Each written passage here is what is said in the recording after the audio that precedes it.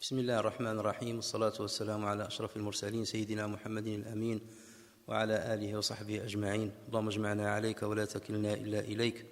أرنا اللهم الحق حقا وارزقنا اتباعه وأرنا الباطل باطلا وارزقنا اجتنابه واجعلنا من عبادك الصالحين وجندك الغالبين وأوليائك المقربين برحمتك يا أرحم الراحمين.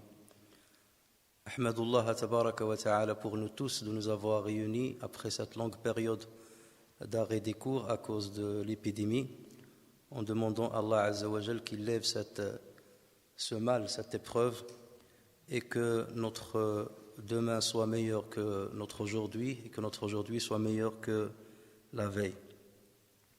Donc nous continuons le commentaire des sourates, des petites sourates du Saint-Coran, et la dernière fois qu'on s'est vu, on s'était arrêté au verset 16 de sourate al-Fajr.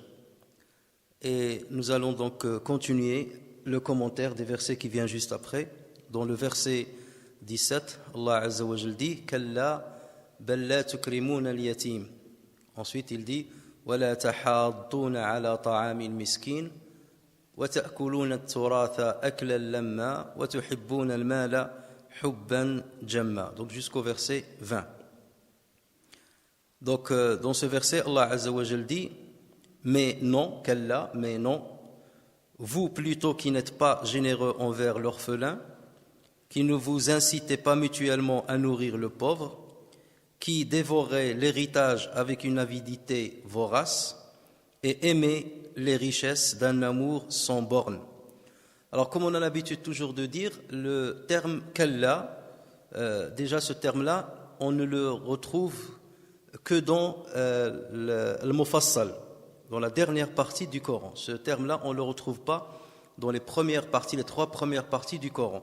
C'est à partir de Surat al-Hujurat jusqu'à la fin qu'on peut trouver Kalla. Et en général, lorsque vous voyez Kalla, c'est presque systématique. Dès que vous voyez Kalla, sachez que la sourate dans laquelle il figure, c'est une sourate mécoise. Vous ne trouverez jamais le mot Kalla dans les sourates médinoises. Et c'est un adverbe, les savants l'appellent harfu zajrin wa rad'a. Harfu zajrin wa rad'a. Un adverbe de dissuasion et de réprimande.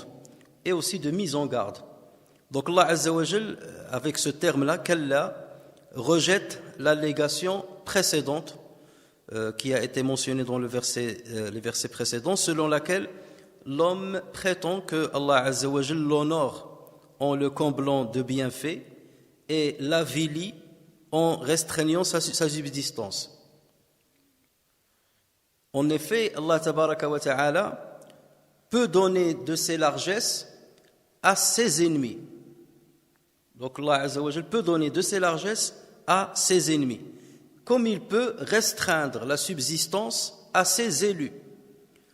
Et ça revient à la sagesse d'Allah Tabaraka wa Ta'ala. Donc il ne faut pas penser que tous ceux qu'Allah Azza wa Jal aime va leur donner de ses largesses, et tous ceux qu'il déteste, il va leur restreindre leur subsistance. Ça peut être l'inverse. Allah Azza wa Jal peut éprouver le croyant par le mal, mais pour son bien. Il se peut que vous détestiez quelque chose alors qu'il représente un bien pour vous. Comme vous pouvez aimer quelque chose alors qu'il représente un mal pour vous. Par exemple, Allah Azza wa Jal, en donnant de ses largesses à ses ennemis, il les piège quelque part, de sorte qu'ils continuent dans leur égarement et qu'ils ne se ressaisissent jamais. En revanche, parfois, en restreignant la subsistance d'un croyant, il l'écarte de la vie mondaine et il le pousse à revenir vers lui.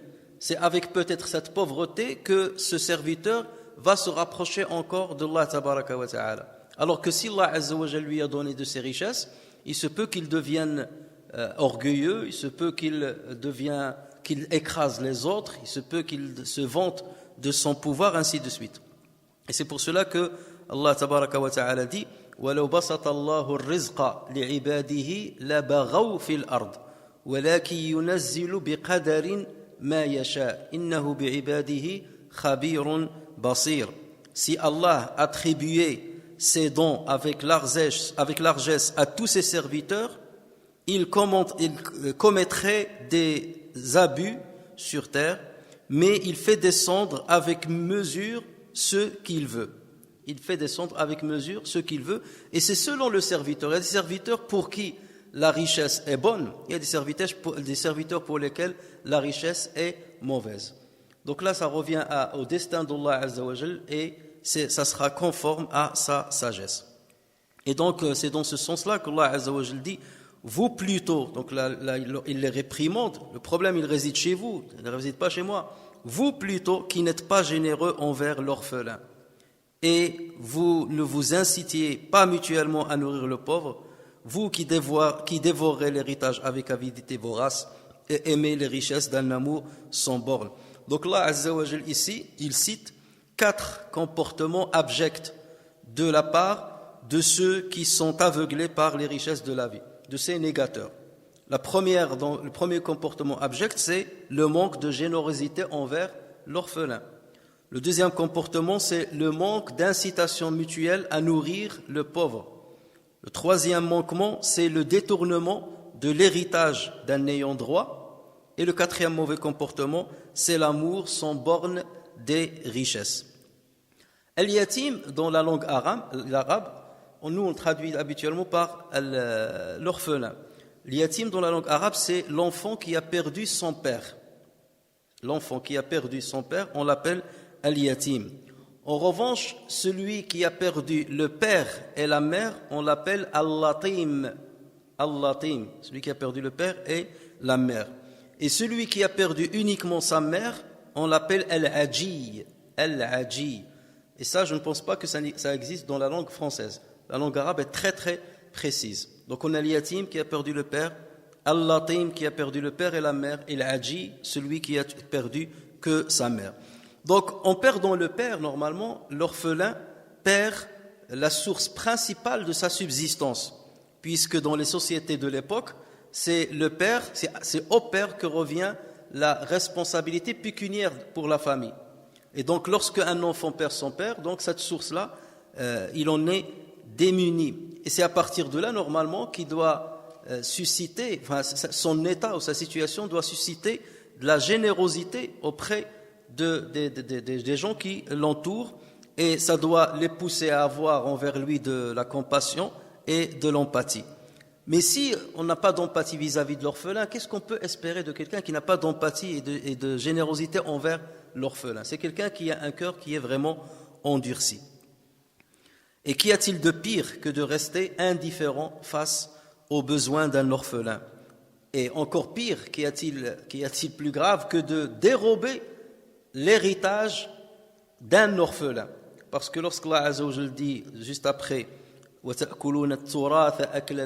fait aussi référence au fait de dérober l'héritage d'un orphelin. Donc non seulement on ne répond pas à son besoin, non seulement on n'incite pas les autres à s'occuper de lui, mais on lui dérobe quelque chose qui lui revient de droit, à savoir l'héritage. كلا بل لا تكرمون اليتيم ولا تحضون selon une lecture, ou bien ولا تحاضون selon une deuxième lecture, et le sens est le même. تحضون ou bien تحاضون, ça veut dire vous ne vous incitez pas mutuellement. تحاضون على طعام المسكين. Le miskin dans le Coran, c'est celui qui est pauvre, bien entendu, mais il y a une différence, une nuance entre le miskin et le faqir. Dans le Coran, on parle de le faqir parfois et on parle de le miskin. Le miskin, c'est quelqu'un qui peut avoir de quoi manger dans sa journée, mais il n'a pas ce qui lui permettrait de subvenir à ses besoins dans les jours qui vont venir. Tandis que le faqir, c'est quelqu'un qui ne possède même pas la nourriture de sa journée. La preuve, regardez dans Surat al-Kahf, lorsque Allah tabaraka wa ta'ala parle de Moussa qui a rencontré le Khadir. Vous connaissez le Khadir, il a ébréché la barque. Et à la fin, il a expliqué à Moussa pourquoi il a fait ce geste-là. Il lui a dit أَمَّا السَّفِينَةُ فَكَانَتْ لِمَسَاكِينَ يَعْمَلُونَ فِي الْبَحْرِ. Quant à la barque, elle appartenait à des masakines qui travaillaient dans la mer. Donc voilà, c'est des gens qui ont une barque et qui travaillent, et malgré cela, il les a appelés masakines. Et c'est ça la différence. Alors que le faqir, c'est pire, c'est quelqu'un qui n'a pas de quoi travailler. Donc ici, Allah Azza wa Jal, il cite al-miskin d'une manière générale, donc celui qui n'a pas de quoi satisfaire ses besoins alimentaires ou bien vestimentaires dans les jours à venir. Alors, on peut se poser une question ici. Pourquoi Allah Azza wa Jal a dit وَلَا تَحَاضُّونَ عَلَى طَعَامِ الْمِسْكِينِ et il n'a pas dit وَلَا تُطْعِمُونَ الْمِسْكِينَ. Il aurait pu dire vous ne nourrissez pas les pauvres. Il a dit vous ne vous incitez pas mutuellement à nourrir le pauvre. Alors qu'il aurait pu dire directement vous ne nourrissez pas directement le pauvre. Tout simplement parce que quelqu'un qui n'est pas généreux envers l'orphelin et qui n'incite même pas les autres à nourrir le pauvre, on ne peut pas attendre de lui qu'il le nourrisse lui-même. Inciter quelqu'un à nourrir un pauvre, ça ne te coûte rien. C'est seulement l'inciter. Ça ne te coûte pas d'argent. Donc si tu te refuses d'inciter les autres à aider les pauvres, c'est que toi-même, on ne peut pas attendre de toi que tu donnes de l'argent. Donc là, c'est le pire de l'avarice que peut avoir une personne. D'autant plus qu'on peut se trouver dans un cas de figure où quelqu'un te dit « Moi, je ne peux pas nourrir le pauvre parce que je n'ai pas d'argent. Je ne peux pas le nourrir. » Dans ce cas-là, qu'est-ce qu'on va lui dire ? Dans ce cas, incite les autres à le nourrir. Aide-le à ce qu'il trouve de la nourriture auprès d'autrui. D'accord ? Donc Allah Azza wa Jal cite donc la pire des situations qui puissent exister, c'est de ne pas inciter les autres à nourrir le pauvre. Et le Coran, souvent, il parle de l'it'am.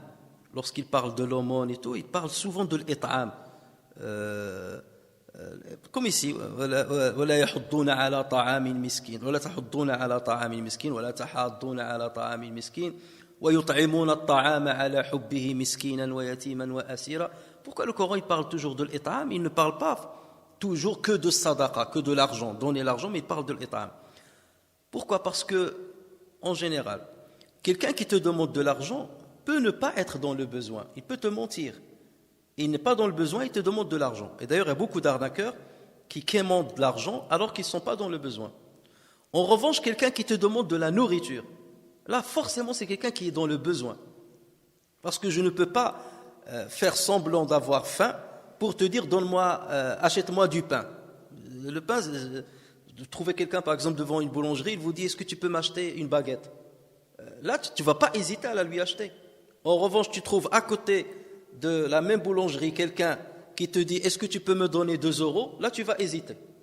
Pourquoi? Parce que tu vas dire, si celui-là me demande du pain, c'est qu'il a faim. Et c'est qu'il est vraiment dans le besoin. Si celui-là me demande de l'argent, il peut ne pas être dans le besoin et il veut me mentir. Donc là, Allah Azza wa Jal parle, lorsqu'il parle de l'it'am, il parle du fait de donner de l'aide à quelqu'un qui est réellement dans le besoin. Parce que ça nous arrive de ne pas vouloir donner l'argent à certains mendiants. Ça ne veut pas dire qu'on n'est pas généreux, mais parce qu'on ne leur fait pas confiance. Mais de là à leur refuser la nourriture, là ça devient grave. Et d'autant plus que l'argent, lorsque tu le donnes à quelqu'un qui semble être dans le besoin, à supposer qu'il est dans le besoin, il va utiliser une partie de cet argent et il peut épargner une autre partie. En revanche, lorsque tu nourris quelqu'un, il n'a rien à épargner. Il mange tout ce que tu vas lui donner à manger. Tu lui donnes un repas, il va le manger. Donc, parce qu'il est vraiment et véritablement dans le besoin.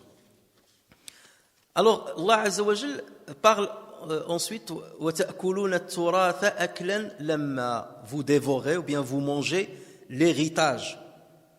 Il parle de l'héritage ici, notamment de l'enfant, parce qu'à l'époque des Arabes, l'époque anté-islamique, les Arabes ne donnaient pas l'héritage aux enfants et aux femmes. Si un homme, par exemple, décède, vous avez son frère ou bien son père, ou bien ses frères et son père, ils vont s'accaparer de tout son patrimoine, de tout son héritage, et ils vont démunir, déshériter les enfants et son épouse. Donc là, Allah Azza wa Jal, c'est pour ça qu'il a utilisé le verbe ta'kuluna, vous mangez l'héritage. Vous mangez l'héritage. Et dans le Coran, lorsque vous trouvez manger associé à l'argent, d'une manière générale, ça veut dire s'accaparer de cet argent d'une manière illicite. Toujours, lorsque vous trouvez manger associé à l'argent, ça veut dire utiliser cet argent ou bien s'en accaparer d'une manière illicite. Prenons quelques exemples. Lorsqu'Allah Azza wa Jal dit, en parlant justement de l'yatama, وَلَا تَأْكُلُوا أموالهم إلى أموالكم.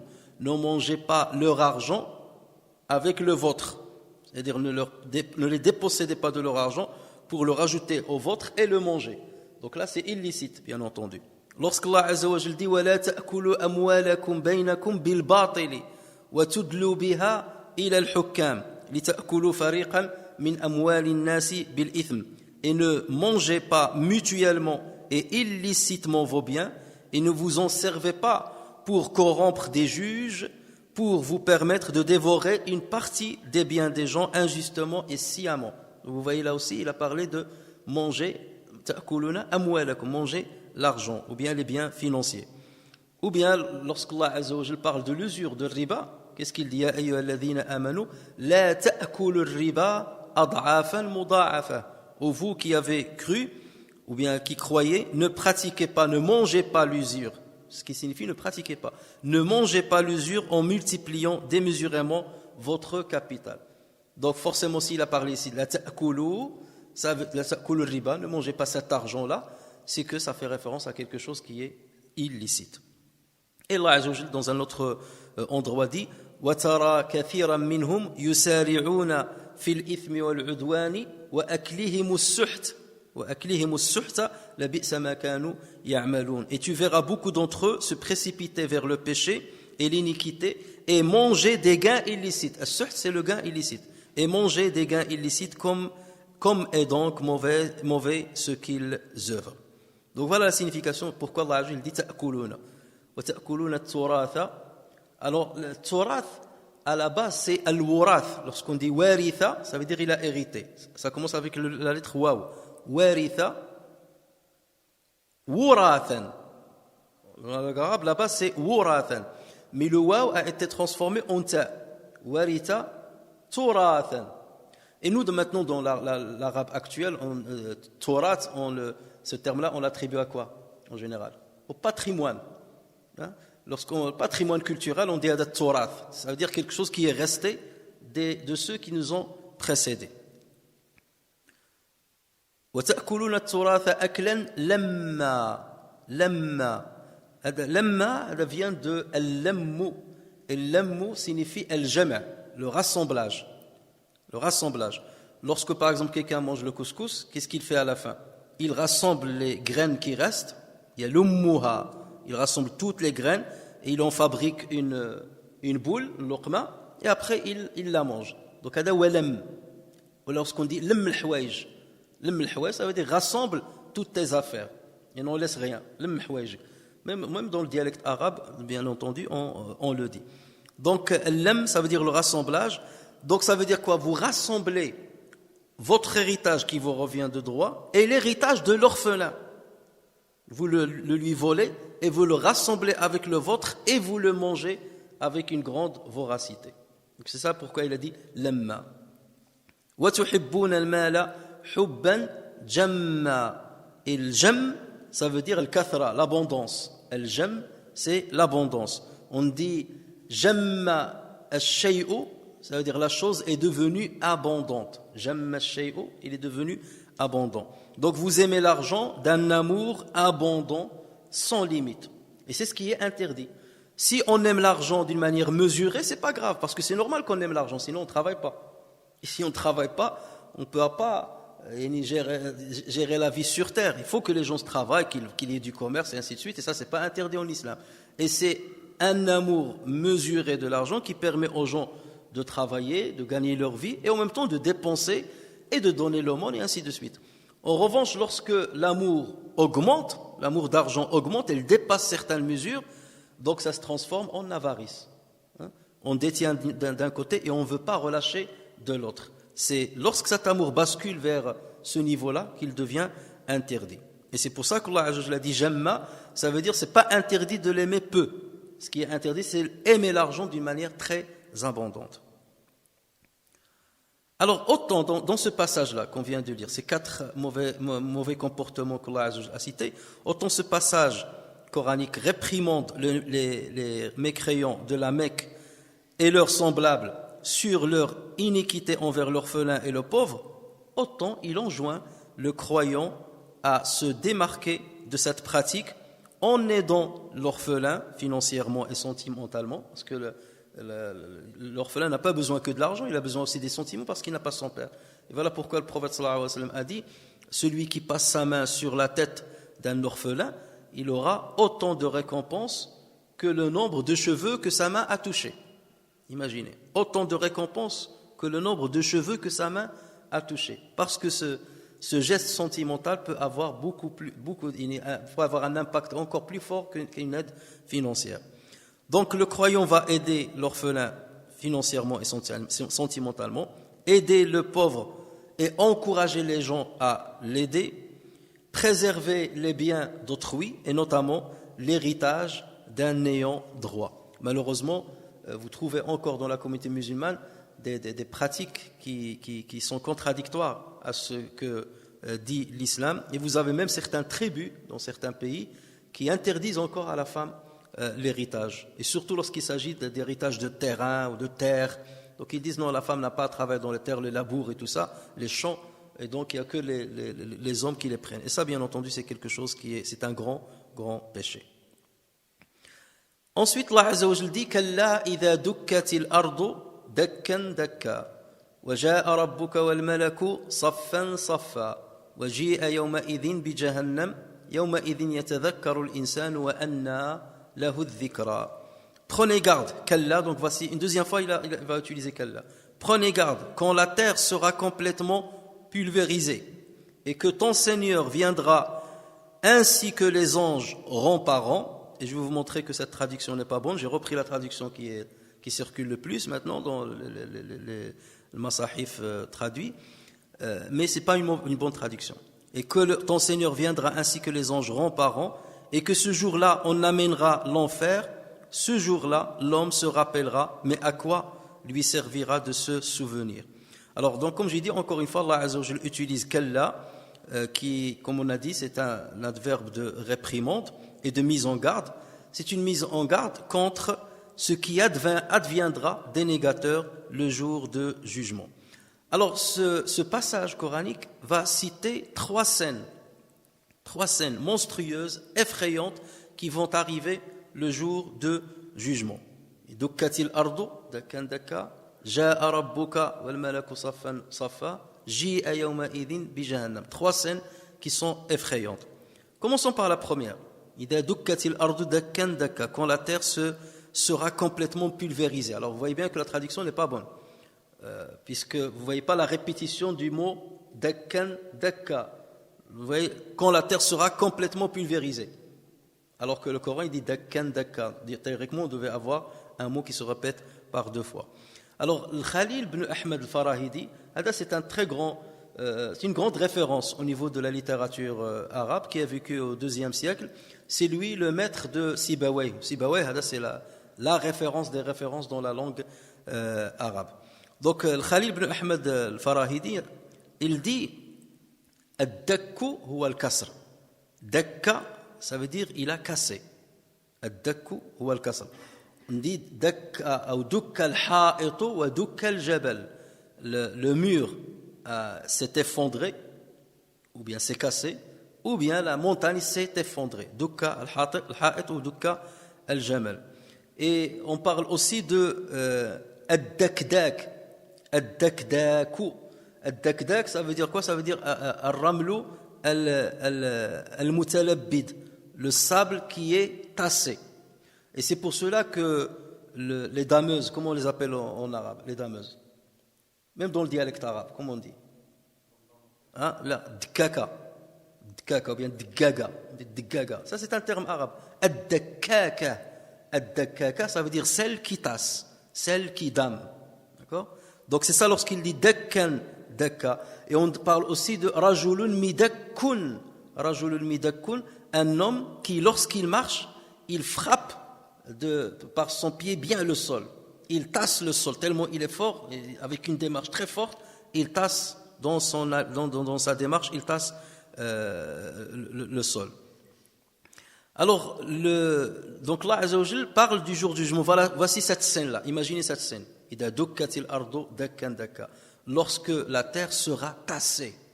Donc, dans la traduction, c'est comme ça qu'on doit dire. Lorsque la terre sera tassée un tassement. Dakkan, dakka. En arabe, lorsqu'on dit dukkatil ardu dakkan, dans le grammaire arabe, qu'est-ce qu'on considère dakkan? Comment on appelle ça? Un complément? Hein? Maf'ulun mutlaq. Maf'ulun mutlaq. C'est un complément absolu. Maf'ulun mutlaq. Alors dans ce verset, Allah Azza wa Jal répète le mot dakkan 2 fois. C'est un maf'ul mutlaq qui a été répété 2 fois. Pourquoi il l'a répété 2 fois? Pour signifier, pour donner une confirmation que véritablement la terre sera tassée. Et lorsqu'il l'a répété, parce que c'est quelque chose qui va étonner. Comment se fait-il que cette terre, avec toutes les montagnes qu'il y a dessus, avec les arbres qu'il y a dessus, avec les vallées qu'il y a dessus, elle va se niveler et devenir plate et tassée d'un seul coup? C'est inimaginable. Allah Azza wa Jalla l'a répété par 2 fois justement pour confirmer qu'elle sera nivelée. Alors il ne faut pas croire que dakkan dakka, même s'il y a certains exégètes qui ont dit ça, dakkan dakka ça veut dire tassement après tassement. Et ça c'est faux de dire ça. Tassement après tassement, c'est comme si le tassement va se faire à plusieurs reprises. Hein, on va la tasser la première fois, la deuxième, la troisième, la quatrième, jusqu'à ce que les montagnes vont se pulvériser. Pourquoi on n'a pas le droit de dire ça? Parce que dans un autre verset, dans Surat Al-Haqqa, Allah Azza wa Jalla dit وَحُمِلَتِ الْأَرْضُ وَالْجِبَالُ فَدُكَّتَا دَكَّةً وَاحِدَةً وَحُمِلَتِ الْأَرْضُ وَالْجِبَالُ. La terre et les montagnes seront soulevées puis tassées d'un seul coup. فَدُكَّتَا دَكَّةً وَاحِدَةً. Donc il ne doit pas y avoir de contradiction entre ce verset de Surat Al-Haqqa et ce verset de Surat Al-Fajr. Donc ceux qui ont dit dakkan dakka, ça veut dire tassement après tassement, ils ont eu tort. Donc là c'est seulement pour donner la confirmation. Et d'ailleurs en arabe ça existe. Parfois on répète le maf'ul mutlaq, le complément absolu, on le répète par 2 fois, seulement pour donner la confirmation. Regardez dans le hadith, le prophète sallallahu alayhi wa sallam dit ayyuma mra'atin nukihat duna idhni waliha fa nikahuha باطل فنكاحها باطل فنكاحها باطل. Il l'a répété par 3 fois. Toute femme qui se marie sans l'autorisation de son tuteur, son mariage est caduc, son mariage est caduc, son mariage est caduc. Est-ce qu'il va être caduc 3 fois de suite? Non, il va être caduc une seule fois. Mais le fait de le répéter, c'est pour insister et pour confirmer qu'il est véritablement caduc. Je ne vous laisse pas le moindre doute sur cette affaire-là. D'accord? Donc c'est exactement la même chose par rapport à la répétition de ce complément absolu dans ce verset-là. On peut aussi comprendre la répétition de Katil Ardu Dakkan Dakka. On peut considérer aussi la répétition dans le sens que Allah Azza wa Jal dit toute la terre a été tassée sans exception. Tous les endroits de la terre ont été tassés. Il n'y a pas un endroit qui a été oublié ou un endroit qui a été épargné. Donc c'est pour cela qu'il l'a répété par 2 fois. Et en arabe ça se dit. Lorsque par exemple je dis فَسَّرْتُ لَهُ الْكِتَابَ بَابًا بَابًا. Je lui ai expliqué le livre chapitre par chapitre. Donc lorsque je fais cette répétition, chapitre par chapitre, lorsque je dis ça, ça veut dire que je n'ai pas raté un seul chapitre. Si je vous dis, je lui ai expliqué le livre, فَسَّرْتُ لَهُ الْكِتَابَ, peut-être que j'ai fait d'une manière sommaire, un chapitre sur 2, ou 3 chapitres sur 4. Mais lorsque je dis بَابًا بَابًا, je la répète 2 fois, comme l'autre a dit, zanga zanga. Lorsqu'il a dit zanga zanga, ça veut dire quartier par quartier, rue par rue, je laisserai aucune rue. C'est ça la répétition. Donc baban baba, dakkan dakka, ça veut dire il n'y a aucun endroit qui sera épargné dans ce tassement. Donc ça c'est le deuxième sens qu'on peut comprendre suite à cette répétition. Donc ça c'est la première scène que le Coran a citée. La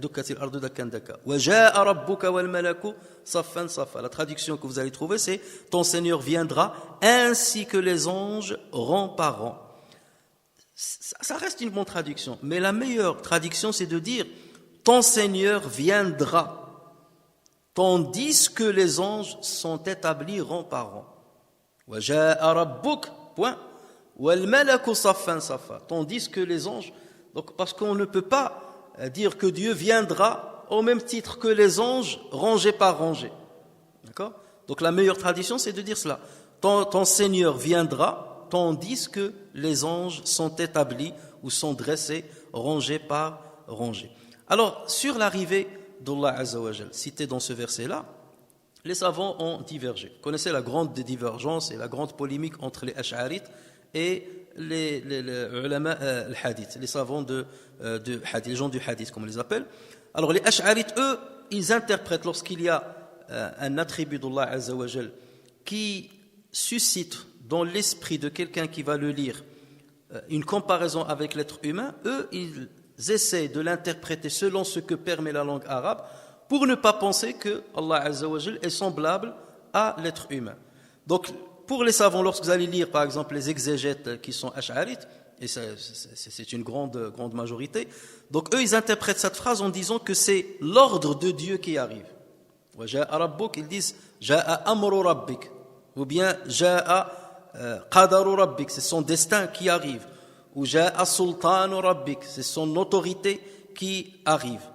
Et par cette interprétation, c'est quoi le but? Pourquoi ils font ça? Par cette interprétation, ils souhaitent exclure de l'esprit que cette arrivée ressemblerait à l'arrivée d'un contingent, parce que rien n'est similaire à Allah Azza wa Jal. Laysa kamithlihi shay'un wa huwa as-sami'u al-basir. Les gens du hadith, comment eux, qu'est-ce qu'ils disent? Eux, ils refusent d'interpréter. Ils considèrent que c'est interdit d'interpréter ces attributs. Donc eux, ils yuthbituna as-sifa, ils confirment cet attribut. Donc ils confirment l'arrivée de Dieu. Dieu viendra, lui, il va venir, mais tout en précisant que son arrivée ne ressemble pas à l'arrivée d'un contingent. Lorsque tu dis qu'un tel Mohammed est arrivé, ça veut dire qu'il était dans un endroit et il l'a quitté pour venir dans cet endroit.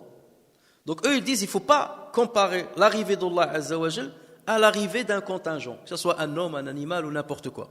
Donc ils disent, nous confirmons cet attribut-là, mais on ne l'interprète pas. Mais on dit que ça n'a rien à voir avec l'arrivée d'un contingent. Ils disent, il arrive d'une manière qui est digne de sa majesté. Ya'ti ou yaji'u maji'an yaliqu bi jalalihi. C'est comme ça qu'ils disent. Mais comment? Ça, on ne connaît pas. Duna kayf. On ne sait pas comment. Donc, wa ja'a rabbuka wal malak. Al-malak, ça, on appelle, il n'a pas dit wal malaikatu. Il aurait pu dire wal malaikatu. Il a dit wal malak. Est-ce que ça veut dire que le malak ici c'est un singulier? Et l'ange, ça ne peut pas être un ange. L'ange ne va pas venir en rangée.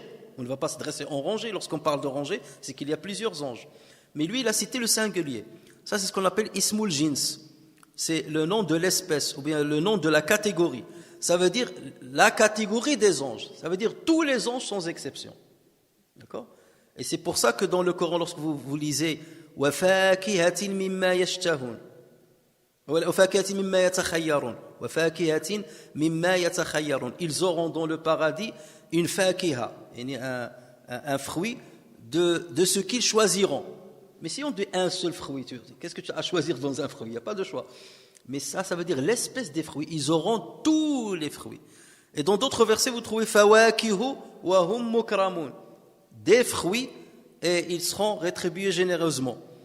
Et lorsqu'on dit fakihatun, ça se dit dans le contexte où Allah Azza wa Jal parle de ceux qui sont très proches de lui. Donc il leur dit, ils auront toutes les espèces de fruits qui existent. Mais lorsqu'il parle de ceux qui seront dans un degré un peu en dessus, il dit fawakihu, plusieurs fruits, mais ça ne veut pas dire qu'ils auront tout. Ceux qui sont dans un degré plus haut, ils auront tous les fruits, et c'est pour cela qu'il utilise le singulier, ismu al-jins. C'est pour ça Allah dit wa in ta'uddu, si vous comptabilisez ni'matallahi la tuhsuha, si vous comptez le bienfait de Dieu, vous n'arriverez pas à le compter.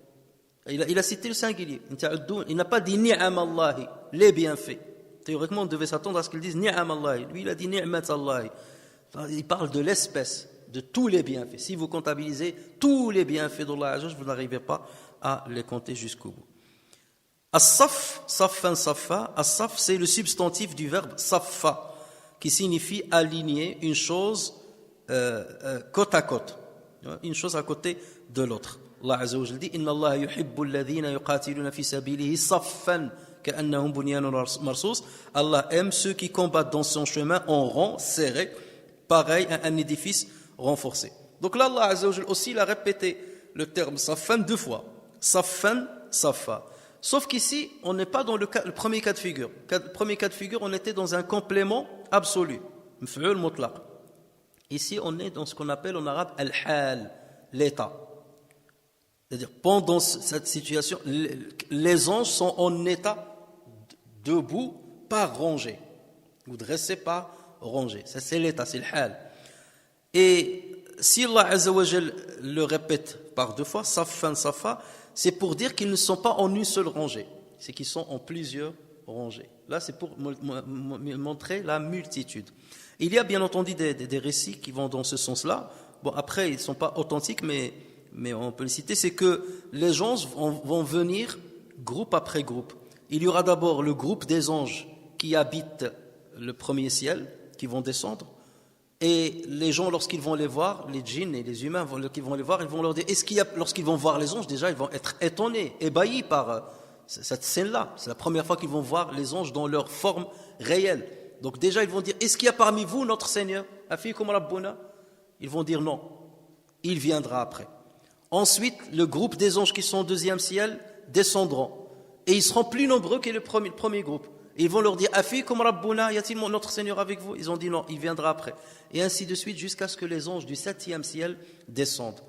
Et ils seront encore plus nombreux et plus impressionnants. Et ils vont leur dire, Afikum Rabbuna, ils vont dire non, il va venir après. Et pendant ce temps-là, il y a 8 anges qui portent le trône d'Allah Azza wa Jal.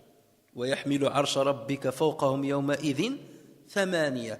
Le trône de ton Seigneur sera porté ce jour-là par 8 anges. Certains disent que en ce jour-là, ils seront 8, mais dans les jours normaux, avant la résurrection, ils ne sont que 4. C'est pour ça que Dieu a rajouté Yawma idin, ce jour-ci. Parce qu'habituellement, ils ne sont que 4, mais le jour-là, ils seront 8. Ça, c'est une explication, on l'abordera lorsqu'on abordera, Inch'Allah, Surat Al-Haqqa. Alors, dans cette scène effrayante, bien entendu, imaginez cette scène-là, les anges qui vont venir et se dresser, rangés après rangée. Et pendant ce temps-là, les êtres humains et les djinns sont en une seule rangée, de sorte que personne ne peut se cacher derrière l'autre et que leur vision soit au même niveau. Donc les êtres humains et les djinns sont en une seule rangée pour avoir la même vision, la même peur, pendant que les anges vont être en plusieurs rangées. Allah Azza wa Jalla dit, pendant ce moment-là, il parle de ce moment-là en disant dans un autre endroit, وَتَرَى كُلَّ أُمَّةٍ جَاثِيَةٍ كُلُّ أُمَّةٍ تُدْعَى إِلَى كِتَابِهَا الْيَوْمَ تُجْزَوْنَ مَا كُنْتُمْ تَعْمَلُونَ. Et tu verras chaque communauté agenouillée. Chaque communauté sera appelée vers son livre. On vous rétribuera aujourd'hui selon ce que vous œuvrez. La troisième scène décrite, جاء ربك والملك صفا صفا وجيء يومئذ بجهنم. Et ce jour-là, on amènera l'enfer. Alors, dans un autre verset, Allah Azza wa Jalla dit وَبُرِّزَتِ الْجَحِيمُ لِمَنْ يَرَى. L'enfer sera pleinement visible à celui qui regardera. Lorsqu'on dit la mariée, on dit anbarzuha. Dans les fêtes de mariage, on dit aybarzul arusa. On va rendre la mariée visible. Barzuha, barraza, c'est ça, c'est le rendre visible. Et dans un autre verset, Allah Azza wa Jalla dit وَأُزْلِفَتِ الْجَنَّةُ لِلْمُتَّقِينَ وَبُرِّزَتِ الْجَحِيمُ لِلْغَاوِينَ. On rapprochera alors le paradis pour les pieux et l'on exposera aux errants la fournaise. Ces deux choses vont arriver en même temps. Pour les croyants qui vont mériter le paradis, on va leur rapprocher le paradis. Et pour ceux qui vont mériter l'enfer, on va leur ramener en tirant l'enfer vers eux. Ça veut dire que les premiers ne vont pas voir ce que vont voir le deuxième. Parce que le simple fait de voir la fournaise se rapprocher, déjà ça c'est un châtiment. Or Allah Azza wa Jalla ne fera pas subir ce châtiment aux croyants. C'est pour cela que chacun aura un sort différent. Muslim rapporte sur Ibn Mas'ud radiyallahu anhu que le prophète sallallahu alayhi wa sallam a dit yu'ta bin nari yawm al-qiyamati la 70,000 zimam ma'a kulli zimamin 70,000 malakin yajurrunaha. On amènera l'enfer le jour du jugement avec 70 000 brides et il y aura sur chaque bride 70 000 anges pour pour traîner l'enfer. Alors si on se réfère seulement au calcul exact, 70 000 fois 70 000, ça va donner 4,9 milliards d'anges qui vont tirer l'enfer. 4,9 milliards d'anges. Sachant que les anges, leur corpulence, elle est extraordinaire. Et le prophète sallallahu alayhi wa sallam a cité quelques exemples des anges. Ça, si on se réfère au calcul exact. Mais déjà, on sait très bien que le terme 7, 70, 700, 70 000 fait référence à l'abondance. Donc, ça peut être abondamment. Énormément d'anges vont l'attirer, peut-être plus que les 4,9 milliards d'anges. Lorsqu'on amènera l'enfer, ces futurs résidents entendront de loin sa fureur et ses pétillements. Allah Azza wa Jalla dit وَأَعْتَدْنَا لِمَنْ كَذَّبَ بِالسَّاعَةِ سَعِيرًا إِذَا رَأَتْهُمْ مِنْ مَكَانٍ بَعِيدٍ سَمِعُوا لَهَا تَغَيُّظًا وَزَفِيرًا. Nous avons préparé pour quiconque qualifie l'heure de mensonge une flamme brûlante. Lorsque de loin elle les voit, lorsque l'enfer les voit, lorsque de loin elle les voit, c'est-à-dire cette flamme, ils entendront sa fureur et ses pétillements. Et rien que ça, c'est un châtiment en soi. Ensuite, Allah Azza wa Jal donc dit يَوْمَ إِذٍ يَتَذَكَّرُ الْإِنسَانُ وَأَنَّى لَهُ الذِّكْرَى. Ce jour-là, l'homme se rappellera, mais à quoi lui servira de se souvenir? L'insan, ici dans ce verset-là, comme dans plusieurs versets dans le Coran, fait référence aux négateurs qui ne croyaient pas à la résurrection et à la reddition du compte. Ce jour-là, ce négateur se rappellera du mal qu'il a commis dans sa vie antérieure. Il se rappellera qu'il avait démenti le message des prophètes, qu'il a fait du mal aux prophètes. Donc tout ce qu'il a fait va ressurgir dans sa mémoire, sauf que cette mémoire, le fait de s'en rappeler, ne lui servira en ce moment à rien. Yaqul, qu'est-ce qu'il va dire? Ya laytani qaddamtu li hayati. Il dira, hélas, que n'ai-je fait du bien pour ma vie future? Hélas, ya laytani. Ya layta, dans le Coran, elle s'utilise lorsqu'on formule un espoir irréalisable. Toujours, hélas. Ya layta, ya laytani, lorsqu'on formule un espoir irréalisable, on dit ya layta. En revanche, lorsqu'on formule un espoir qui peut être réalisable, on dit la'alla ou la'alli. D'accord? Donc, s'agissant de ceux qui seront dans l'au-delà, c'est trop tard de revenir en arrière. Donc, c'est pour cela qu'ils vont dire ya layta. Ya laytani qaddamtu li hayati. Parce qu'il sait qu'il ne pourra plus revenir. En revanche, on peut trouver certains versets où on va trouver un verset en particulier où on va trouver la'alla qui ressemble à cette situation-là. Dans Surat Yasin, lorsqu'Allah Azza wa Jalla dit Hatta idha jaa ahadahumul mawtu qala rabbi irji'uni la'alli a'malu salihan fima tarakt. Puis lorsque la mort vient à l'un d'eux, il dit Mon Seigneur, fais-moi revenir afin que je fasse du bien dans ce que je délaisse. Non, c'est simplement une parole qu'il dit. Donc lorsqu'il dit la'alli ici, en espérant que je fasse du bien dans ce que je délaisse. Pourquoi ici il a utilisé la'alli, il n'a pas utilisé ya layta? Parce qu'ici, il parle du moment de la mort, au moment où la personne va mourir. Ça veut dire qu'il est encore en vie. Donc là, parce qu'il pense qu'il va guérir encore, qu'il a encore une petite chance de guérir et de ne pas basculer vers la mort, vers l'au-delà, il dit la'alli, Seigneur, fais-moi revenir. Il ne me donne pas tout de suite la mort. Fais-moi revenir et je vais faire du bien. C'est pour ça qu'il a utilisé la'alli. En revanche, une fois on bascule vers l'au-delà, il ne dit pas la'alli, il dit ya laytani qaddamtu li hayati. Donc vous voyez la précision dans le choix des termes dans le Coran. Et ça, encore une fois, ça ne peut pas être un être humain qui aurait écrit ce Coran avec autant de précision, parce qu'il ne peut pas penser à tous ces détails-là. Et c'est pour cela qu'on dit le caractère miraculeux du Coran réside beaucoup plus dans sa formulation, dans sa rhétorique, que dans l'information qu'il donne. Il y a partout, bien entendu, le caractère miraculeux, mais dans déjà sa formulation, et c'est pour ça qu'Allah a défié l'humanité d'écrire un texte qui ressemblerait au Coran. Même si tous se réunissaient pour le faire, ils ne le feront jamais. Ya laytani qaddamtu li hayati. Si j'avais avancé pour ma vie. De quelle vie il parle? Est-ce qu'il parle de la vie antérieure ou de la vie postérieure? En fait, les deux peuvent être possibles. C'est comme si, le premier cas, il dit « j'aurais dû faire du bien dans ma vie antérieure ». Dans la deuxième possibilité, « j'aurais dû faire du bien pour bénéficier de récompenses dans ma vie postérieure ». Donc tout dépend de comment on va comprendre « li hayati ». Le terme « li », ya laytani qaddamtu li hayati. D'accord? Si on l'utilise « l'ilsaq », c'est pour la vie antérieure. Si on l'utilise « l'illa », ça veut dire pour l'objectif, c'est pour ma vie postérieure. Donc vous voyez que la maîtrise du grammaire est nécessaire pour comprendre le sens des versets. Voilà pourquoi on insiste parfois sur le grammaire. فَيَوْمَئِذٍ لَا يُعَذِّبُ عَذَابَهُ أَحَدٌ وَلَا يُوثِقُ وَثَاقَهُ أَحَدٌ. Ce jour-là donc, nul ne sera châtié comme lui châtie, et nul ne sera garrotté comme lui garrotte. Lui, le pronom hu, عَذَابَهُ وَثَاقَهُ le hu, ici dans la traduction, c'est rapporté à lui, à Dieu. C'est pour ça que vous allez voir qu'il est écrit en majuscule le L.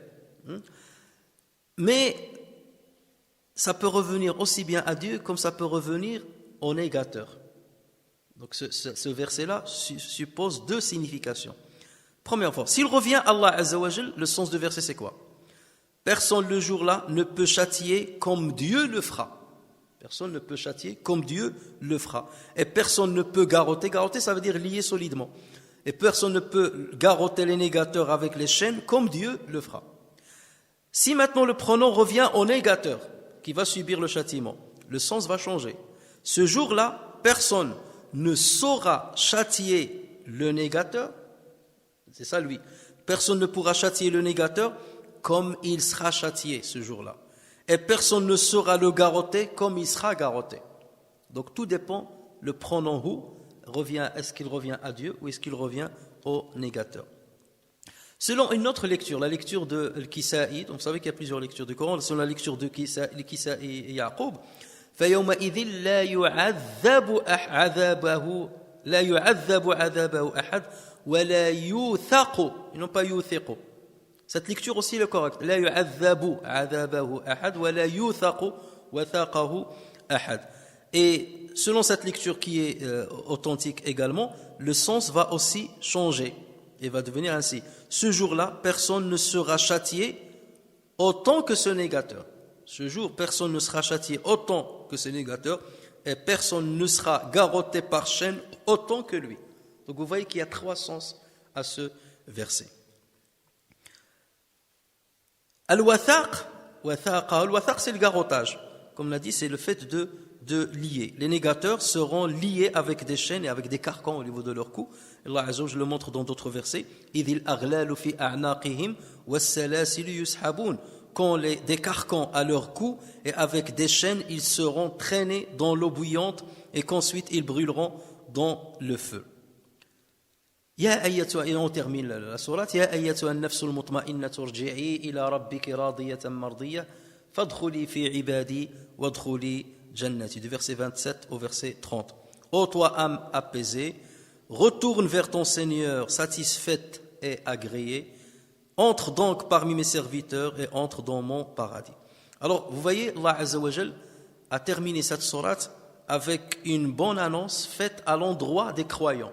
Autant là, ce qui a précédé, il parle des négateurs, autant Allah Azza wa Jalla l'a terminé avec l'annonce qui sera faite aux croyants. Alors cette annonce, d'après la majorité des exégètes, sera faite aux croyants le jour de jugement, lorsque la terre sera nivelée. إِذَا دُكَّتِ الْأَرْضُ دَكًّا دَكًّا. Ce jour-là, voici ce qu'il y aura pour les négateurs et voici ce qu'il y aura pour les croyants. Alors cette Ya ayyatuha an-nafs al-mutma'innah irji'i ila rabbik, qui va faire cette annonce? Soit c'est Allah Azza wa Jal qui va la faire, et la preuve c'est qu'il a dit fadkhuli fi ibadi, entre parmi mes serviteurs et entre dans mon paradis, d'accord? Et pour d'autres savants ils disent que ce sont les anges qui font cette affaire, qui font cette annonce en transmettant la parole qu'Allah Azza wa Jal veut dire à ses serviteurs. Donc l'une comme l'autre, donc peu importe. En tout cas, l'annonce sera reçue par ces croyants. Mais quels croyants? Je ne vais pas m'attarder sur le terme nafs, ce que ça veut dire. Peut-être que je consacrerai un Jumu'ah bientôt là-dessus, parce qu'il y a beaucoup à dire sur nafs et la signification de nafs dans le Coran. Mais ce qui nous importe, c'est le fait de dire le mutma'inna. Le mutma'inna, ça veut dire qui est apaisé. Et Allah Azza wa Jalla dans le Coran, الذين آمنوا وتطمئن قلوبهم بذكر الله ألا بذكر الله تطمئن القلوب. Ceux qui ont cru et dont les cœurs se tranquillisent à l'évocation de Dieu. Certes, c'est par l'évocation d'Allah que les cœurs se tranquillisent. Ibrahim alayhi salam, lorsqu'il a demandé à Allah Azza wa Jalla de lui montrer comment il ressuscite les morts, il lui a dit awalam tu'min, tu ne crois pas? Il a dit bala walakin liyatma'inna qalbi. Certes, mais je veux que mon cœur soit apaisé. Donc je veux arriver à un degré encore supérieur dans la foi. Et Allah Azza wa Jalla dit innamal mu'minuna alladhina amanu billahi wa rasulihi thumma lam yartabu. Certes, les croyants sont ceux qui croient en Allah et son messager et qui par la suite ne doutent point. S'ils ne doutent point, ça veut dire qu'ils ont une foi apaisée, ils ont un cœur apaisé. Le doute n'entre pas dans leur cœur. Alors certains exégètes ont expliqué l'apaisement par la certitude en l'existence de Dieu. Certains par la certitude en l'unicité de Dieu. Certains par la certitude au jour, il a dit qu'il y aura un jour de reddition des comptes. Certains ont expliqué par la sincérité. Mais en fait, l'apaisement, il regroupe tout ça. Un cœur apaisé, une âme apaisée, c'est une âme qui croit en Dieu, qui croit à l'unicité de Dieu, qui croit à la résurrection et qui adore Allah Azza wa Jal avec toute sincérité. Comme j'ai dit, certains ont dit, la majorité des savants ont dit que cette annonce sera faite le jour du jugement. D'autres ont dit non, cette annonce sera faite le jour de la mort. C'est-à-dire au moment où les anges viennent pour retirer l'âme du croyant, c'est là où ils vont lui faire la bonne annonce. Ya ayyatuha an-nafsul mutma'inna irji'i ila rabbik. Donc ils le tranquillisent. Et ça aussi c'est possible parce que Allah Azza wa Jalla dit innal ladhina qalu rabbuna Allah thumma istaqamu tatanazzalu alayhimul malaikatu alla takhafu wa la tahzanu wa abshiru. Ceux qui disent notre Seigneur c'est Allah. Thumma istaqamu. Ensuite ils se maintiennent sur le droit chemin. Tatanazzalu alayhim malaika, les anges descendent successivement sur eux au moment de leur mort. Tatanazzalu alayhim malaika alla takhafu, n'ayez pas peur, wa la tahzanu, ne soyez pas affligés de ce que vous avez laissé derrière vous. Wa abshiru bil jannah, ayez la bonne annonce du paradis qu'on vous a promis. Donc ça rejoint justement le fait de dire irji'i ila rabbiki radiyatan mardiyah. Donc ça peut se dire aussi bien au moment de la mort qu'au moment de la résurrection, l'une n'empêche pas l'autre. Irji'i ila rabbik, retourne à ton Seigneur. Ça veut dire retourne à la demeure de laquelle tu es parti. Retourne au paradis de Dieu. Jannati, ça veut dire mon paradis. Retourne à la demeure d'Allah Azza wa Jal qui est, lorsqu'on dit sa demeure Jannati, ça veut dire mon paradis. C'est comme lorsqu'on dit Hada Baytullah, la mosquée c'est Baytullah, c'est la demeure de Dieu. Donc, retourne à Allah Azza wa Jal qui t'a apprêté sa récompense dans la demeure du paradis. Retourne vers lui. C'est comme si tu étais tout ce temps-là comme un expatrié. Tu étais gharib, tu étais un expatrié loin de ta demeure que tu mérites, qui est le paradis. Et c'est pour cela que le croyant, lorsqu'il quitte la vie d'ici-bas, il n'a aucun regret. Parce qu'il dit, je sais que je vais revenir vers ce qui est le meilleur. Je vais aller vers la vraie vie qui est éternelle et qui n'a pas de limite.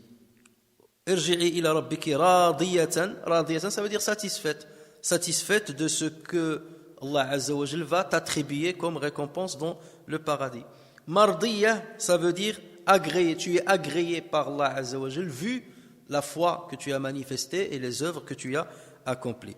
Fadkhuli fi ibadi, ça veut dire entre parmi mes serviteurs. Et lorsqu'il dit mes serviteurs, normalement tout le monde est serviteur de Dieu, les croyants comme les mécréants. Mais ici mes serviteurs, c'est pour faire référence seulement aux bons croyants, les meilleurs parmi les croyants. C'est comme lorsque je viens de dire ma demeure. La demeure de Dieu, ça c'est pour honorifier cette demeure. Pour honorifier la mosquée, il l'attribue à lui. D'accord? Lorsqu'il dit قُلْ يَا عِبَادِيَ الَّذِينَ, dit mes serviteurs qui avaient été outranciers vis-à-vis de vous-même. Ça c'est pour les valoriser et les honorifier qu'il les attribue à lui-même. Donc lorsqu'il dit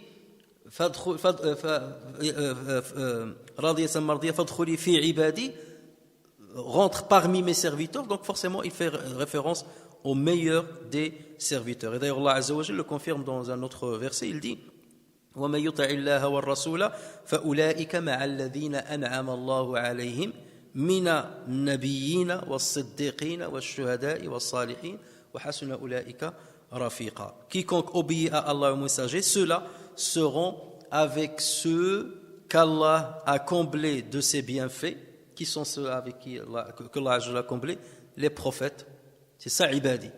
Les prophètes, les véridiques, les martyrs et les vertueux.